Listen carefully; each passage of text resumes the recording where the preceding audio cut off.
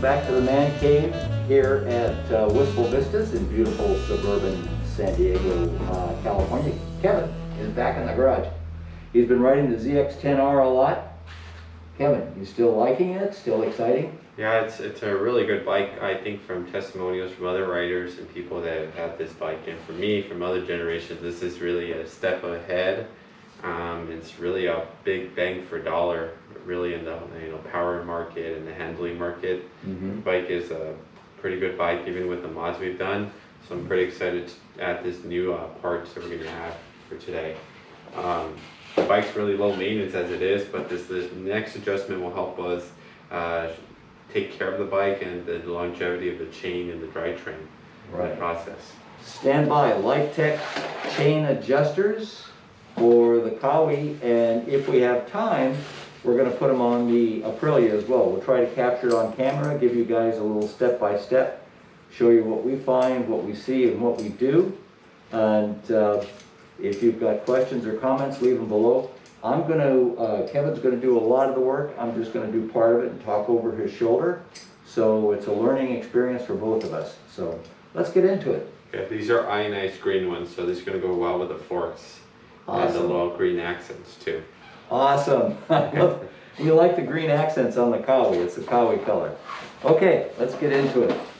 Phase one of the chain adjuster install is the removal of this cotter pin here, this cotter pin lock. We're going to reuse the cotter pin.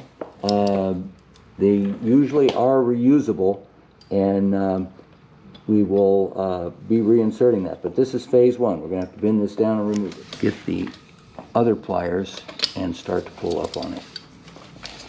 You may need that bigger plier to so just pull it up. We really want to use this again. It's not the end of the world if we break it. Cotter pins are out there, but it would set us back a little bit. So kind of use this to pry. Oops, sorry folks. Use this to pry up on a little bit. Let me give you a little illustration of what I mean. You can come up like this. All right, we're back recording. Kevin cracked that big nut off the back there, and he's got it loosened. So Kevin, give it a little twirl here. Show the folks how that comes off. And it's on there pretty good. You've got to turn it off. We don't trust the people. This axle has been on and off in the past because they've changed the tire. And we don't, seeing what we've seen on this bike so far, we don't 100% trust that they were using things to spec. Okay, that comes out. Now our next job is we're going to back these off. Well, it's already backed off a little bit, but we're going to back that off, get it out of the way.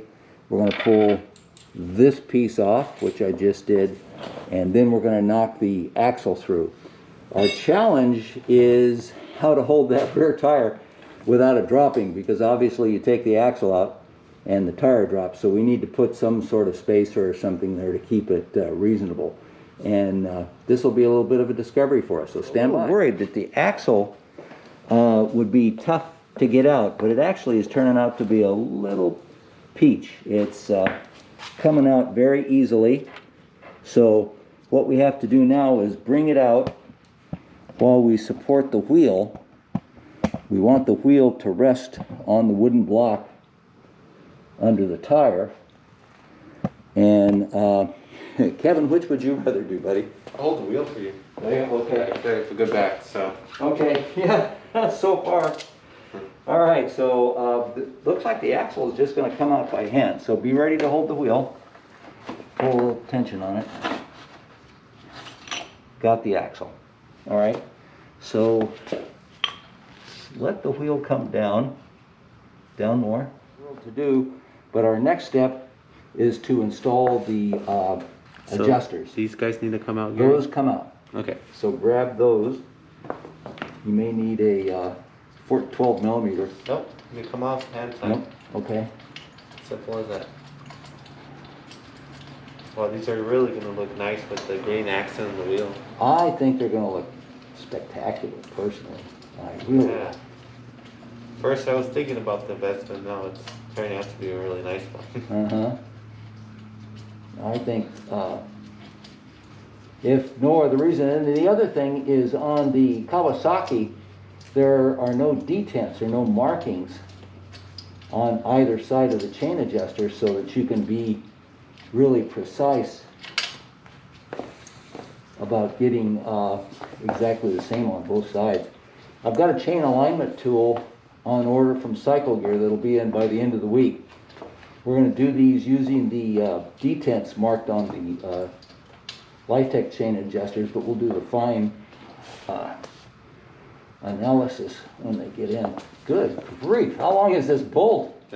And well, what do you think, Gary? You think we have to click it all the way in the back? yeah, click it all the way back.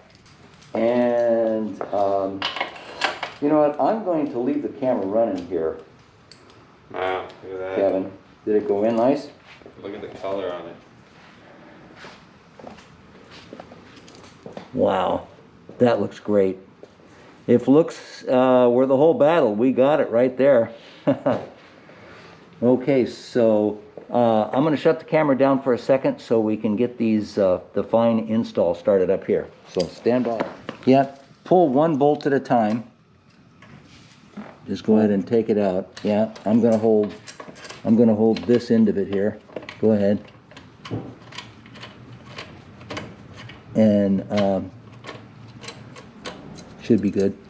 And now put some blue Loctite on it. There you go. What's MXT in here? Might be. Okay, it's just right behind you. Okay, so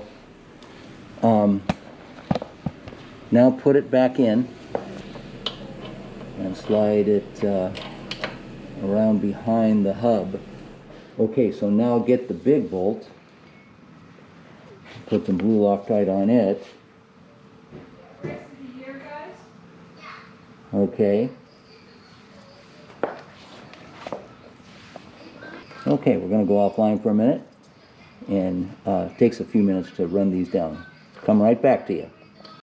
So Kevin's got this set up pretty close so far, but what we're going to do before we take these down 100% tight, Kevin, take them like 90%. We're going to put the other side on, and then put the axle through, so that if we have to get a little float to get that axle to go through nicely, we'll have some free play. Okay. Okay, we're going to move to the other side. I'm not going to show you putting on, it's the same situation, I'm not going to show you putting on the blue Loctite on all these as we did on that side, but it's the same idea. So we'll be back to you when we start threading the axle through and putting in the final adjustment. Okay, we've got both sides on. We've tightened down the one. We are now tightening the adjuster in to about the point where we think we can slide the axle across. Okay, we're ready to put the axle back in. Kevin's the strong man on this job. And I'm going to try and align it. Okay, come up, a little down. Can you see a little bit from where you're at? Yep, got it.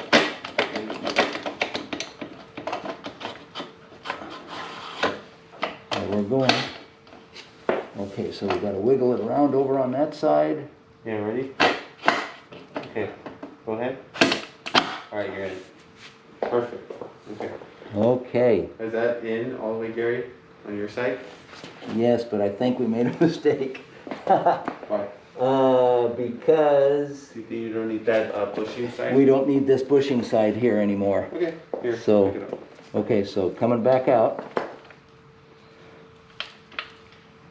Yeah, knock it out a little bit.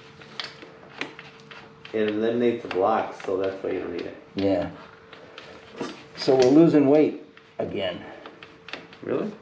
Well, a little bit. Not a lot to make it all worthwhile. Yeah. We'll keep the camera rolling here, folks. This was an error. We don't need this part. Give it just a little bit of a rev. Okay, coming. Okay. Grab the wheel. Coming back out. Got the last of it. 1, 2. Okay, now we know for the other one we're gonna do it.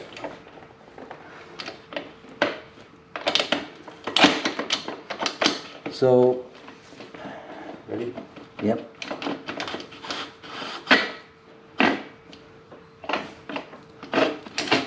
you go. So Kevin, this is a two-person job. Definitely. There it is, huh? Uh-huh. So you I think thought there's maybe a one proper person could do it. fitment for that size, that Yes. right there? Yes. Because if you have this on it, which sits like this, you can't see the graduations of where you're trying to locate it. Okay, so here is foot-pounds. The bar coming down here. And then See, here's 150, 130, 90. 190. So we're going to run it up. So we back this off, and we run it up to. Okay, it's terrible to have glasses all the time. So we run it up to. There's 90. See it? You see how it lines up at 0 and 90 foot-pounds? Now we go to 90, we're going to go to 95 foot-pounds. And then we tighten this back up. Okay, so the fine detail here, you're gonna put that socket on the nut and keep tightening it down. And when we get to a point, I'm going to have you put your hand way out on the end of the wrench. Keep going. Keep going.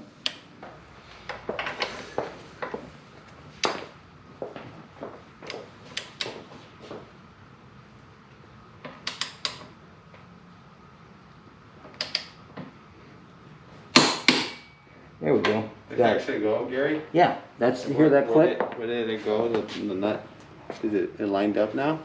No, now we have to back it off just to line up the cotter pin hole. So, I'll let you do that because your eyes are better than mine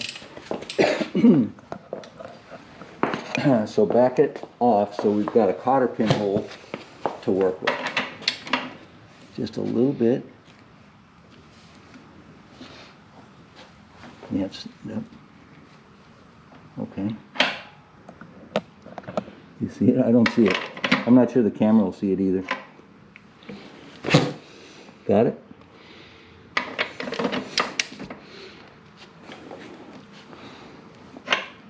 Oh, there we go. 1/4 turn. Just a little turn.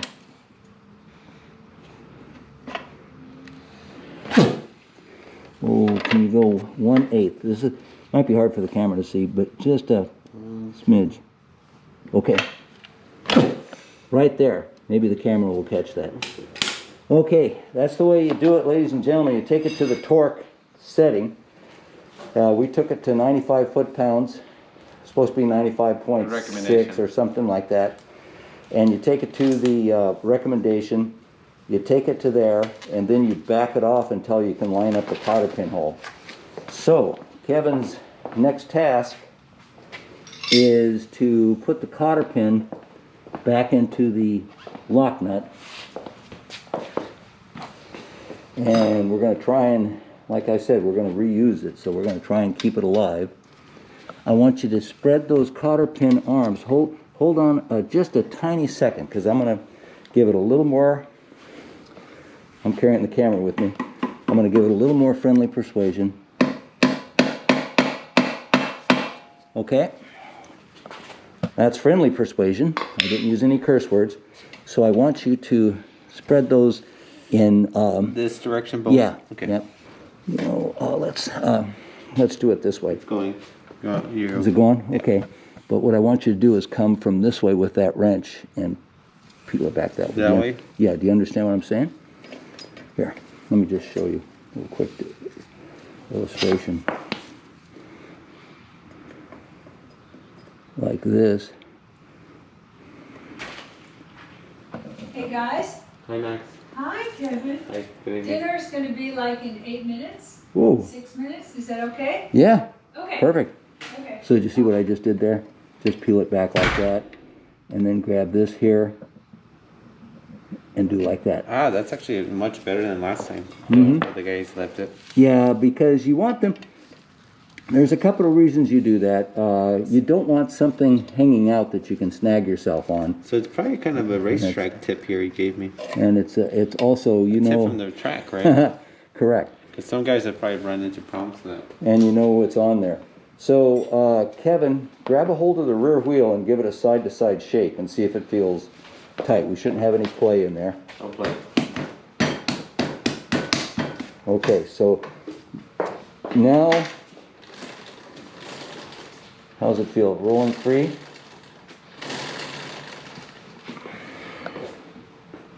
Okay, so now, let's back this stuff out of the way here. Lift. Okay. Are we recording by yourself? Yes, ladies and gentlemen, we're still recording. Oh my goodness.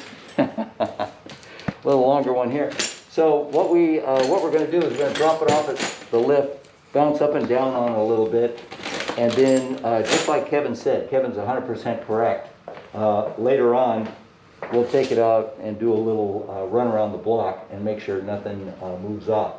After we do that, we'll mark these so that we know if they've moved or not. Okay, we're in the garage with Kevin. We've got the LighTech Chain Adjusters on. Just a couple of notes on that. The assembly was not all that hard, I don't believe. It was a pleasant surprise to get the axle out. I thought we would have to pound it out. It's actually a good bike if you have a higher end bike like the Aprilia to work on, because it's simple, like geometry and bolts and stuff like that. And I think that green, Kevin, I'm digging that green Yeah, it was a perfect color combo. as a part of the bike. And we got lucky with that cotter pin. We were able to reuse it, and that came out well. So let's drop it off the stand, bounce it up and down on the suspension a couple of times, and then I'm going to have Kevin, with his better eyesight, check to see that the two alignment tabs you get. Let's see, I don't know if this is going to show up on the camera all that well, but there's some detents. These are very finely calibrated, and there's two detents that are provided, and we're using the middle one right at the middle of the axle, and we've got them exactly at the setting number 10 on either side. So we will do that and come right back to you. Stand by.